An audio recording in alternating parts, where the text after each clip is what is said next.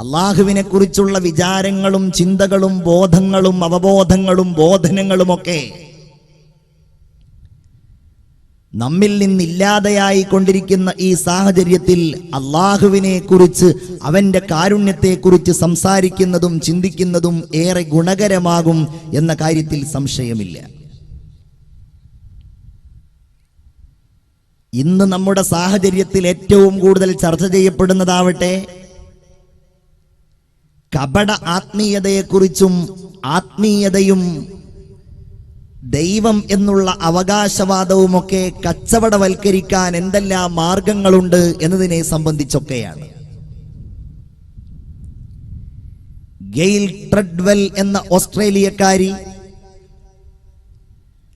അവരുടെ നിരന്തരമായ അന്വേഷണത്തിനും പഠനത്തിനും ശേഷം എഴുതിയ ഹോളി ഹെൽ, വിശുദ്ധ നരകം എന്ന ഒരു പുസ്തകം പ്രബുദ്ധർക്കിടയിൽ ഏറ്റവും കൂടുതൽ ചർച്ച ചെയ്യപ്പെടുന്ന സമകാലിക സാഹചര്യത്തിലാണ് നമ്മൾ എല്ലാ തിന്മകളെയും ചെറുക്കുവാൻ, എല്ലാ വേണ്ടാവൃത്തികൾക്കുമെതിരെ ചിന്തിക്കുവാൻ രാജാതിരാജനായ അല്ലാഹു തമ്പുരാന്റെ കാരുണ്യത്തിലേക്ക് മടങ്ങുക മാത്രമാണ് ഏറ്റവും ഉത്കൃഷ്ടമായത് എന്ന സന്ദേശം പ്രഖ്യാപിച്ചുകൊണ്ട് ഇവിടെ സംസാരിക്കുന്നത്.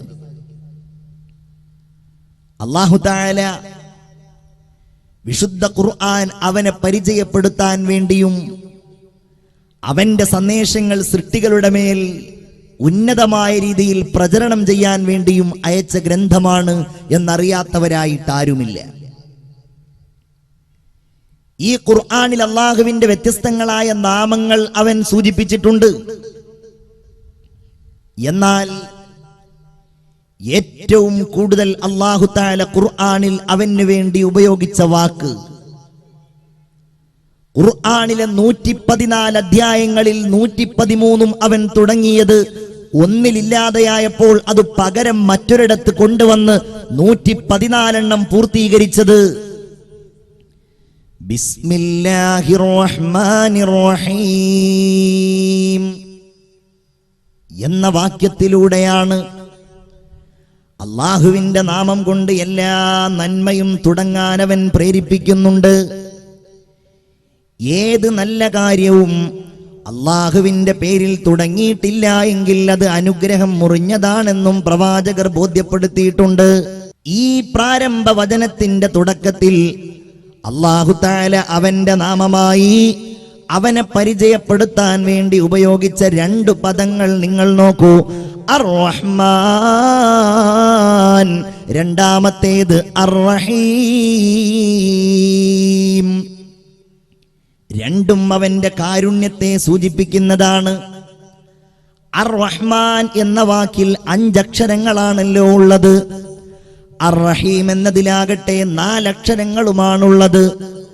റഹീം എന്ന വാക്കിനേക്കാൾ അർത്ഥവ്യാപ്തിയുള്ളതാണ് റഹ്മാൻ എന്ന പദമെന്ന് പണ്ഡിതന്മാര് സൂചിപ്പിക്കുന്നുണ്ട്. എന്താണ് റഹ്മാൻ എന്ന വാക്കിന്റെ അർത്ഥം?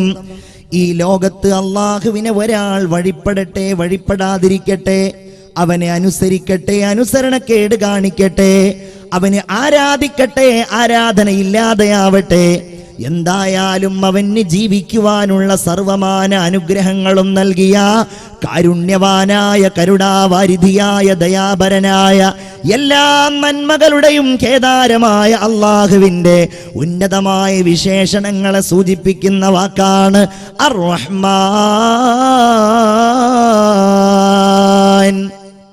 അല്ലാഹു തആല ഏറ്റവും വലിയ കാരുണ്യവാനാണ്. അത് ഉൾക്കൊള്ളേണ്ടവർ നമ്മളാണ്, മനുഷ്യരായ നമ്മളാണ്, ഞാനും നിങ്ങളുമാണ്.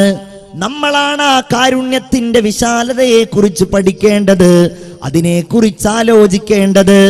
അങ്ങനെയാണ് രാജാതിരാജനായ സർവാധിനാഥനായ അല്ലാഹുവിന്റെ വിചാരങ്ങൾ നമ്മുടെ ഹൃദയത്തിൽ ശക്തമായി നാം സന്നിവേശിപ്പിക്കേണ്ടത്. നമുക്കിന്ന് അല്ലാഹുവിനെ കുറിച്ച് ഓർക്കാൻ എവിടെയാണ് പ്രിയപ്പെട്ടവരെ സമയം? നമ്മുടെ സമയങ്ങളും നമ്മുടെ സന്ദർഭങ്ങളും നമ്മൾ അപ്രധാനമായ പല സംഗതികൾക്കും വേണ്ടി മാറ്റിവെച്ചിരിക്കുകയാണ്. നമ്മൾ മൊബൈൽ ഫോണുകളുടെ പിന്നിലാണ്. ഞാനും നിങ്ങളും ഫേസ്ബുക്കുകളിൽ വ്യാപരിച്ചു കൊണ്ടിരിക്കുകയാണ്. വാട്സപ്പിൽ നമ്മുടെ കൂട്ടുകാർ അയക്കുന്ന മെസ്സേജുകൾ കണ്ടുകൊണ്ട് ജീവിത ജീവിതത്തിലെ ഒരുപാട് സമയം നിർവൃതിയടയുന്ന നമ്മൾ ഒരുപാട് മണിക്കൂറുകൾ ദുഷിച്ച സിനിമകൾ കണ്ടുകൊണ്ട് ആസ്വദിച്ചുകൊണ്ട് നന്മ എന്താണ് തിന്മ എന്താണ്, ഞാൻ എന്ത് ചെയ്യണം, എൻ്റെ ലക്ഷ്യം എന്താണെന്നറിയാതെ അത്തരം കാര്യങ്ങളെക്കുറിച്ച് ആലോചിക്കാതെ നടക്കുന്ന നമ്മൾ എവിടെയാണ് അല്ലാഹുവിനെ കുറിച്ച് നമ്മൾ ചിന്തിക്കുന്നത്? പടച്ച തമ്പുരാന്റെ ഓർമ്മ ഏത് ഘട്ടത്തിലാണ് എൻ്റെ പ്രിയപ്പെട്ടവരെ? എന്റെയും നിങ്ങളുടെയും മനസ്സാന്തരാളങ്ങൾക്കുള്ളിൽ ഒരു വെളിച്ചമായി, ഒരു പ്രകാശമായി, ജാജ്വല്യമാനമായ ഒരു ഓർമ്മപ്പെടുത്തലായി എവിടെയാണ് പ്രിയപ്പെട്ട സഹോദരീ സഹോദരന്മാരെ വരുന്നത്? ഈ സദസ്സിലിരുന്നു കൊണ്ട് നമ്മൾ ആലോചിക്കുകയാണ്, എന്തിന് നമ്മൾ അല്ലാഹുവിനെ കുറിച്ച് ആലോചിക്കണം? അല്ലാഹു തന്നെ പറയുകയാണ്, വആതാകും മിൻ കുല്ലി മാ സഅൽതുമൂ. അല്ലാഹു പറയുകയാണ്, നിങ്ങൾക്ക് എന്തെല്ലാം ആവശ്യമായിട്ടുണ്ടോ അത് മുഴുവനും നിങ്ങൾക്ക് നാം നൽകിയിരിക്കുകയാണ്. വളരെ ചിന്തിക്കണം.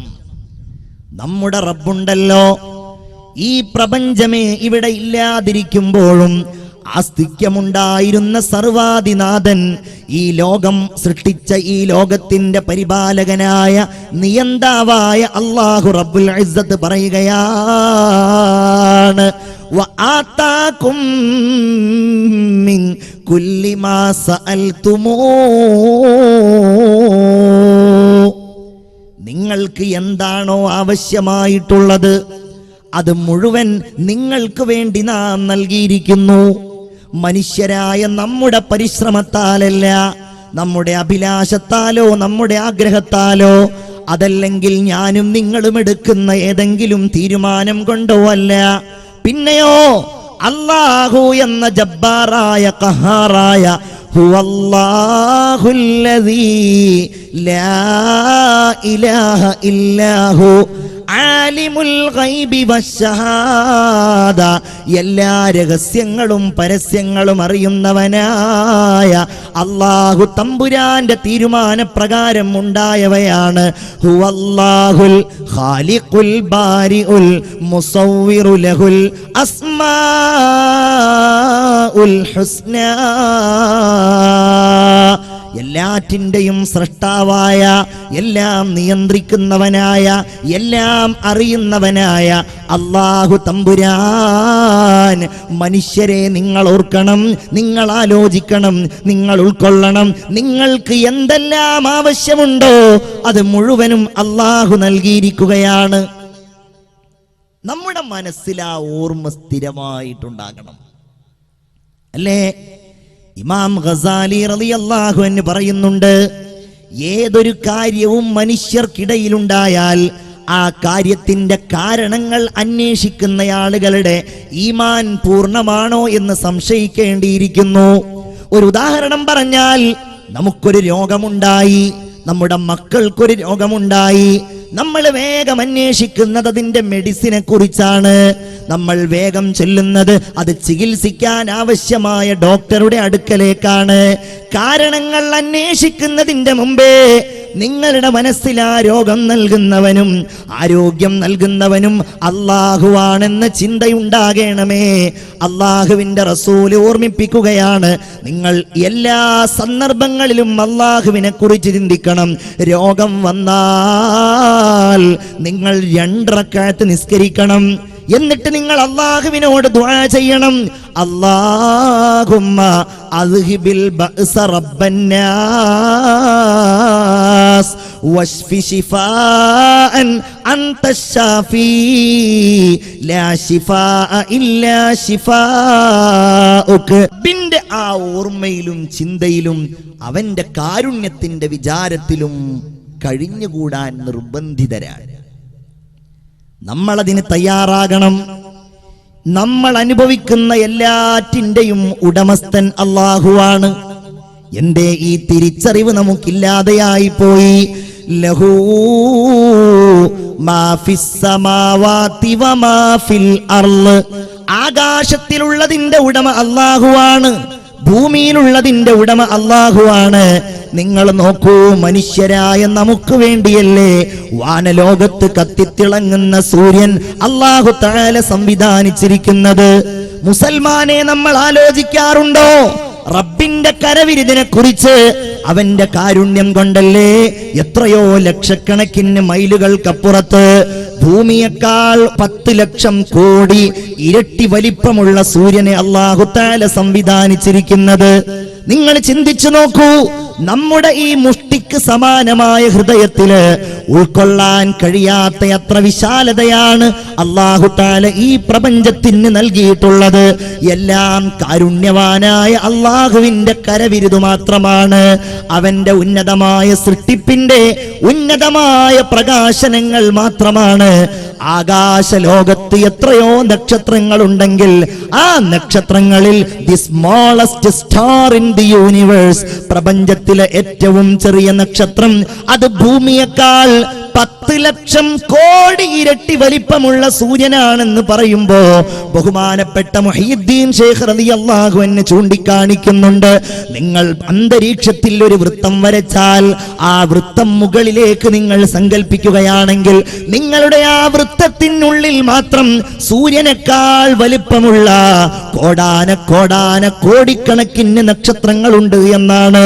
13 ലക്ഷം സൂര്യനേക്കാൾ ഇരട്ടി വലിപ്പമുള്ള എത്രയോ നക്ഷത്രങ്ങൾ, ആ നക്ഷത്രങ്ങളെ ചുറ്റിക്കൊണ്ടിരിക്കുന്ന ഗ്രഹങ്ങൾ, ആ ഗ്രഹങ്ങൾക്കുള്ള ഉപഗ്രഹങ്ങൾ എല്ലാം അടങ്ങിയ കോടാനക്കോടി വ്യൂഹങ്ങൾ അടങ്ങിയ അതിവിശാലമായ ഈ പ്രപഞ്ചം തട്ടാതെ മുട്ടാതെ ഒരാൾക്കും ഒരു പ്രയാസമോ ഒരു ബുദ്ധിമുട്ടോ നൽകാതെ കഴിവുള്ളവനായ അല്ലാഹു നൂറുസ് സമാവാതി വൽ അർള്, ആകാശഭൂമികൾക്ക് ഏറ്റവും വലിയ പ്രകാശം നൽകിയ അല്ലാഹുവിന്റെ അതീശത്വത്തോടെ ഈ പ്രപഞ്ചം മുന്നോട്ട് പോവുകയാണ്. ആ കാരുണ്യം നമ്മുടെ മനസ്സിൽ വരട്ടെ, ആ റബ്ബിന്റെ വിചാരം നമ്മുടെ മനസ്സിൽ വരട്ടെ. നമ്മളാണത് ഉൾക്കൊള്ളേണ്ടവർ, നമ്മളാണ് ആസ്ട്രോളജി പഠിക്കേണ്ടവർ, നമ്മളാണ് വാനശാസ്ത്രം പഠിക്കേണ്ടവർ. ചിന്താശൂന്യരായി കഴിഞ്ഞുകൂടുന്നവർക്ക്, ബോധമില്ലാതെ കഴിഞ്ഞുകൂടുന്ന ആളുകൾക്ക് അല്ലാഹുവിന്റെ സൃഷ്ടിലോകത്തെ വൈവിധ്യങ്ങളെക്കുറിച്ചോ അവന്റെ വൈഭവങ്ങളെക്കുറിച്ചോ ഒന്നുമേ തിരിച്ചറിയുവാൻ കഴിയില്ല. പടച്ചവനെ അറിയേണ്ടത് അവൻ സൃഷ്ടിച്ചു വെച്ചിരിക്കുന്ന അത്ഭുതങ്ങളിലൂടെയാണ്. ഇന്ന ഫീ ഖൽഖിസ് സമാവാതി വൽ അർള്, ആകാശഭൂമികളെ അല്ലാഹു തആല പടച്ചതിലുണ്ട്. വഖ്തിലാഫിൽ ലൈലി വന്നഹാർ ലആയാതിൻ ലിഉലിൽ അൽബാബ്,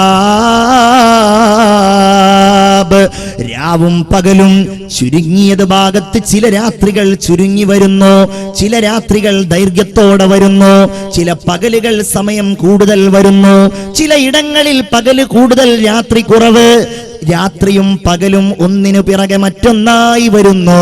ഇത്തരം കാര്യങ്ങളുടെയൊക്കെ സംവിധാനങ്ങളെ കുറിച്ച് ആലോചിക്കുന്ന ആളുകൾക്ക്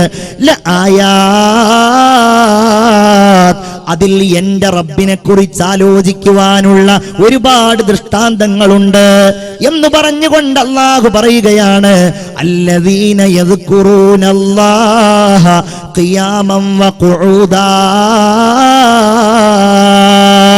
അങ്ങനെ പടച്ചവനിലേക്ക് അടുക്കുന്ന ആളുകൾ നിന്നുകൊണ്ടും ഇരുന്നുകൊണ്ടും കിടന്നുകൊണ്ടും അവനെ ഓർക്കുകയാണ്.